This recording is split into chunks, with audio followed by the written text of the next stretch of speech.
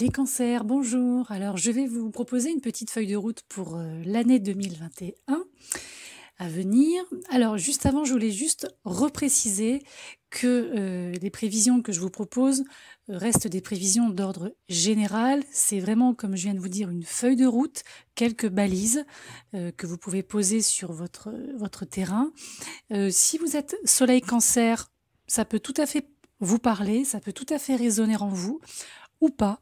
Même chose si vous êtes ascendant cancer, même chose si vous êtes avec une lune en cancer ou si vous avez le signe du cancer qui héberge pas mal de planètes, en tout cas au moins 3.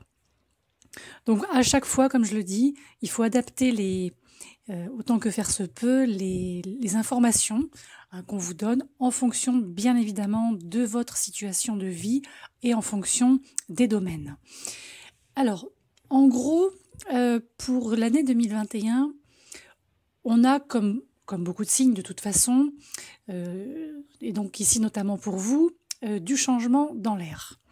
Alors, il est vrai que les natifs du cancer, dès qu'il s'agit de bouleverser quelque chose, de changer quelque chose, ça engendre chez eux beaucoup d'anxiété. Mais à partir du moment où vous vous adaptez à ce changement, tout ira bien. Là, pour 2021, il faut toujours garder à l'esprit que tous les changements ne sont pas négatifs. Donc, on a pas mal de choses en réserve pour vous cette année, mais seulement, j'ai envie de dire, si vous restez ouvert à toutes nouvelles opportunités qui se présenteront. Alors, je vais commencer déjà par vous tracer on va dire un portrait général des transits essentiels, donc des énergies les plus importantes qui vont, je dirais, activer le signe du cancer sur 2021. Ensuite, je vais axer davantage sur tout ce qui touche au domaine de l'amour, de l'affect et des relations, plus largement. Après, on va jeter un œil du côté de la carrière, la profession, l'ambition, voilà, tout ce qui vous porte et qui aussi vous permet de gagner de l'argent, donc tout ce qui va être finance, tout ce qui touche les biens aussi. Et dans un dernier temps, on va changer un petit peu cette année, on va regarder ce qu'il en est sur le plan psychologique, sur le plan émotionnel, vu qu'on sort d'une année 2020 très éprouvante, de quelle manière vous allez rebondir en 2021 et quels sont justement là aussi les leviers qui peuvent ou qui pourront vous permettre d'avancer au mieux. Alors la première influence qui est importante pour vous depuis déjà plusieurs années, c'est la planète Neptune qui continue à transiter le signe des poissons tout au long de 2021, ce qui va continuer à stimuler votre envie de vous concentrer sur vos croyances, d'élargir aussi votre esprit et pourquoi pas votre conception de la vie et votre vie tout court. Là, vous vous rendez compte depuis quelques années que vous engrangez différentes expériences de vie et à travers lesquelles vous pouvez apprendre, vous pouvez gagner aussi en sagesse et vous sentir de plus en plus connecté au monde sur un plan spirituel. Et là, vous poursuivez je dirais, ce travail, entre guillemets, à travers lequel vous pouvez comprendre finalement ce que sont réellement vos croyances et vous forger toujours et encore vos propres opinions, vos propres idées. Jupiter va s'installer en Poisson très brièvement entre la mi-mai et le mois de juillet, ce qui va là aussi ajouter une pierre à cet édifice. Alors, par exemple, vous pouvez suivre un programme d'études, une formation, passer du temps pour voyager, j'espère qu'on pourra à ce moment-là, ou pourquoi pas commencer à écrire. On a une amélioration au niveau de l'humeur qui ressort et qui dit amélioration de l'humeur dit aussi intellect plus ouvert. Donc ça, c'est plutôt pas mal. Il y a l'idée aussi où ce qui ressort, c'est que je pense que vous allez pouvoir enfin revoir ce monde sous un jour plus optimiste et vouloir vous ouvrir davantage aux opportunités qui vont se présenter. Ensuite, on a l'influence d'Uranus qui reste en Taureau, hein, encore, toujours et encore durant 2021. Alors là, ça va activer la sphère qui touche vos projets, vos espoirs, vos amis, les soutiens, et tout ce qui va ensuite vous permettre de clôturer un cycle et d'en ouvrir un dans quelques années. Là, pour le moment, le but, c'est de vous ouvrir à des personnes un peu différentes de celles dont vous avez l'habitude, d'élargir tout simplement votre cercle social et pourquoi pas être en connexion ou vous mettre en connexion avec des personnes un peu marginales, en tout cas qui ne rentrent pas dans votre cadre habituel. Ça va pouvoir être intéressant pour vous, je pense. Il y a quelque chose de non conventionnel qui ressort beaucoup. Et peut-être qu'avec ces gens, ces nouvelles personnes, ces nouvelles connexions, vous allez être plus disposé à aussi adopter une approche de vie différente à leur contact. Ce sera aussi une bonne année pour vous pour réfléchir peut-être davantage à votre avenir et aussi à transformer certains espoirs en quelque chose de plus concret, donc dans la matière, et peut-être aussi d'agir de manière plus indépendante par rapport à ce que vous souhaitez. Mars, en tout cas, la planète Mars se trouve dans ce secteur aussi, entre début janvier et février. Et je pense que c'est dans cette ambiance que votre année va commencer, avec cette couleur énergétique. Alors ensuite, pour continuer avec la planète Mars, elle va transiter votre signe de la fin avril à la mi-juin. Donc là, ça peut augmenter votre niveau d'énergie, votre dynamisme au quotidien. Je pense que vous allez être plutôt enthousiasmé par les possibilités qui vont s'offrir à vous et vouloir faire avancer quelque chose de nouveau tout de suite. Et d'ailleurs, c'est peut-être quelque chose sur lequel vous finirez que vous finirez par clôturer ou dont vous verrez en fait la récolte dans les 2 prochaines années. En même temps, Mars ne transite votre signe qu'une fois tous les 2 ans. C'est donc le moment de profiter de toute l'énergie disponible, de toute la volonté possible pour prendre des initiatives et aussi quelque part une forme de courage pour faire le premier pas vers quelque chose de nouveau. Alors, sur le plan de l'amour, l'affect, les sentiments, le relationnel, etc., on voit que durant la première partie de l'année, on a des formes d'insatisfaction, des événements imprévisibles, mais qui ne dégénéreront pas forcément en conflit.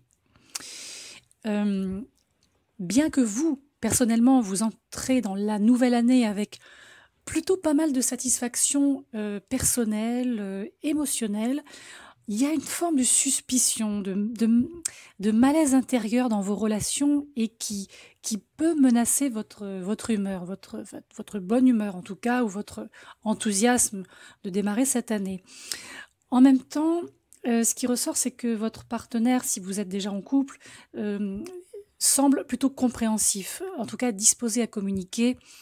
Et là, le but, c'est de chacun laisser vos peurs de côté et je dirais, peut-être de vous redire votre amour, de remettre les cartes sur la table, non pas de repartir à zéro, hein, mais vraiment de vous remettre à 2 sur la même voie, tout simplement.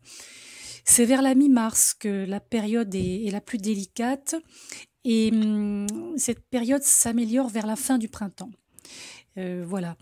À partir de là, on a aussi une Vénus là qui peut apporter de l'incertitude dans la vie des célibataires. En fait, ce sont des incertitudes qui sont rattachées à des déceptions passées, qui sont encore un petit peu ici, qui macèrent encore un petit peu. Et pourtant, il y a des chances, hein, mais plutôt inattendues. Donc ne forcez pas le destin, hein, n'allez pas chercher, ça viendra de l'autre côté. Pour faire des rencontres, là aussi, un petit peu hors du commun, un peu plutôt passionnante. Il y a quelque chose qui vous ranime là pendant l'été et qui vous, quelque part, qui vous redonne un peu plus de romantisme. Vous réapprenez ce que c'est que le romantisme. Donc il y a quelque chose de plus agréable là pendant l'été. Sur la fin de l'année, on est sur une période plutôt positive, là aussi, plutôt bénéfique pour vous. Je dirais que si vous êtes célibataire, sur la fin de cette année, il y a de grandes chances de tomber amoureux et de vivre un peu dans un monde à part, de retourner dans cette bulle très cancérienne que vous appréciez.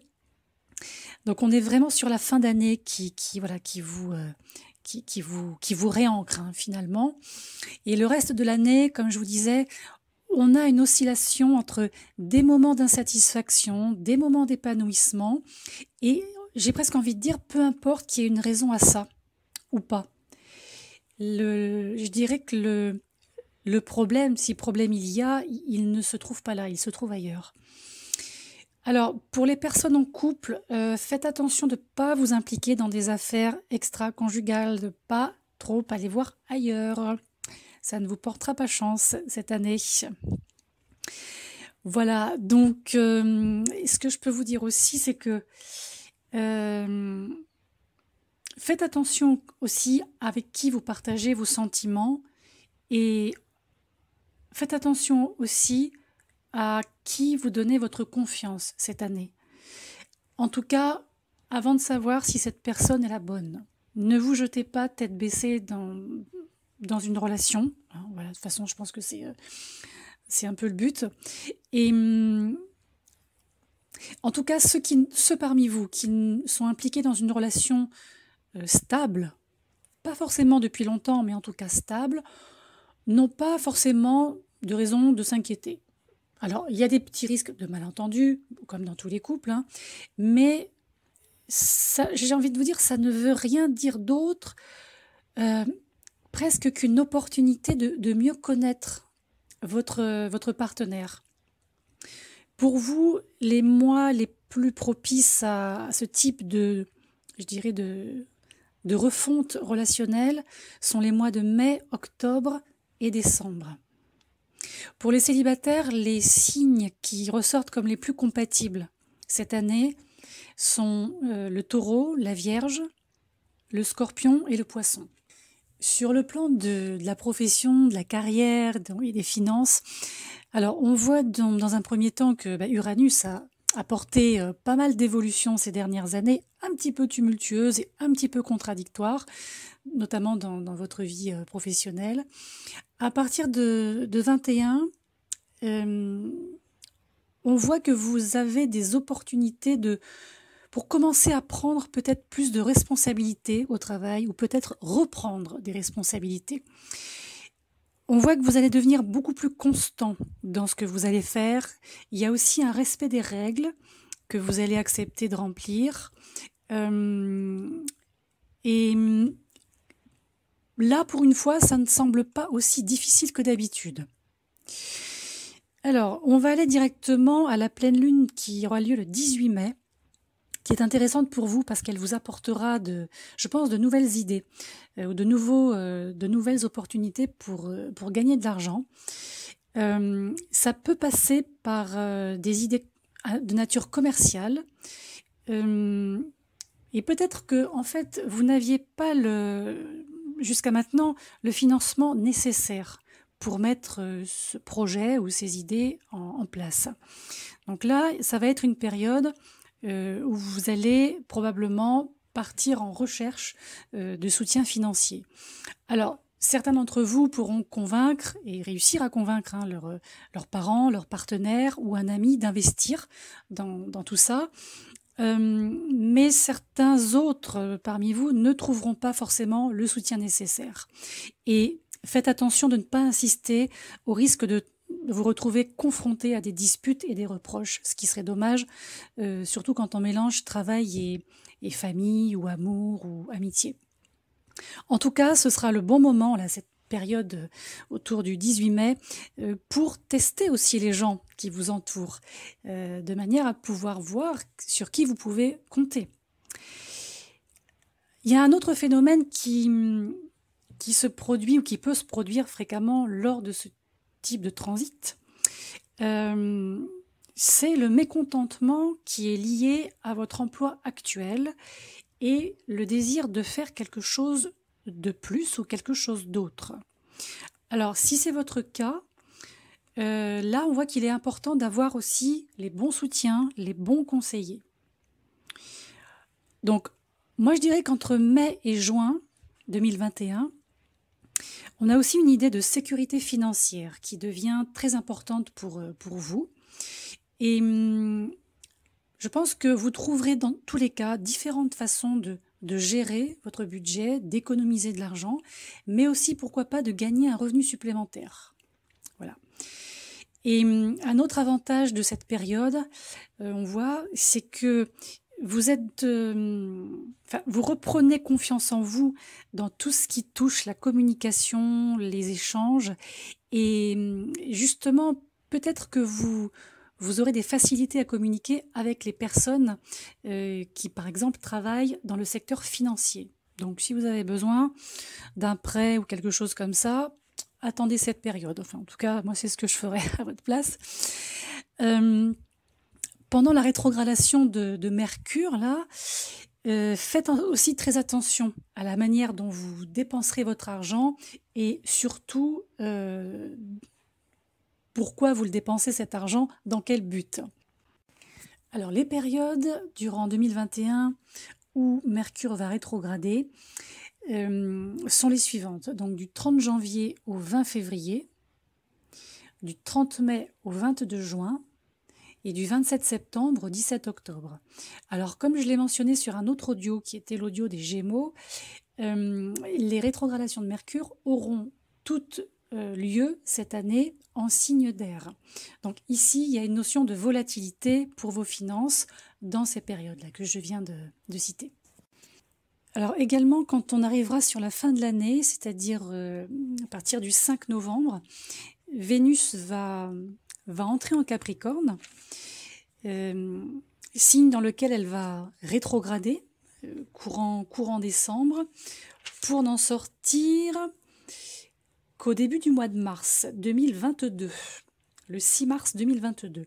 Donc à partir de la fin 2021, l'idée c'est de rester quand même prudent avec vos investissements par exemple, vos dépenses. Mais quoi qu'il en soit, si vous agissez avec prudence durant toute cette année 2021, il semble que vous réussissez à conserver ce que vous engrangerez, ce que vous gagnerez tout au long de l'année. Alors maintenant, au niveau de l'équilibre émotionnel, du mental, de tout ce qui est psychologique. Alors comme je l'ai dit tout à l'heure, sur le plan émotionnel, on a une année qui peut apporter pas mal de changements positifs. C'est une année, comme je vous ai dit, qui fait penser que vous serez déterminé à contrôler et à améliorer votre comportement, notamment envers vos proches, à être plus compréhensif, moins pessimiste, moins anxieux, comme si, d'une certaine manière, vous passiez un seuil de maturité intérieure, une étape qui vous fait grandir et prendre en maturité. Alors on a notamment la période entre mars, donc début mars et mi-avril, qui semble être un bon moment pour peut-être explorer certaines choses qui ne l'ont pas encore été, peut-être ressortir des vieux dossiers pour les régler définitivement et travailler à lâcher prise avec vos vieux bagages en fait, tout simplement. Donc c'est une période qui est plutôt pas mal pour regarder en arrière, non pas pour replonger, je veux dire physiquement en arrière, mais plus pour travailler à comprendre ce qui s'est passé et de fait mieux vous comprendre, continuer à mieux vous comprendre. On a également l'éclipse solaire du 10 juin qui va, je pense, peut-être aussi mettre en évidence ou remettre en évidence certaines problématiques que vous avez peut-être ignorées ou que vous n'avez pas vues là dans tout ce brouillard récent. Donc là, il peut y avoir quelque chose ou quelqu'un du passé qui revient dans votre vie, mais qui doit être traité. Et je pense avec beaucoup plus de conscience que précédemment. Donc pour conclure, globalement, préparez-vous à des grands changements dans tous les domaines de votre vie en 2021, notamment dus à l'influence de la planète Uranus, qui est en Taureau, Alors, votre environnement est susceptible de changer d'une manière ou d'une autre. Ça peut impliquer, par exemple, de déménager, de trouver un nouvel emploi, de rencontrer quelqu'un, de divorcer, de mettre un enfant en route. Quoi qu'il en soit, pour vous, il faudra un petit temps, voilà, pour vous adapter à tout ça. Et surtout, assurez-vous d'être, j'ai envie de dire, de prendre soin de vous pendant ces périodes de changement, d'être gentil avec vous-même. Et si vous pouvez faire ça, 2020 sera une période propice à la croissance. Donc moi, il ne me reste plus qu'à vous souhaiter bonne chance, une excellente année. Évidemment, si vous souhaitez une étude prévisionnelle plus personnalisée, vous pouvez me contacter à l'adresse qui est indiquée sous la vidéo.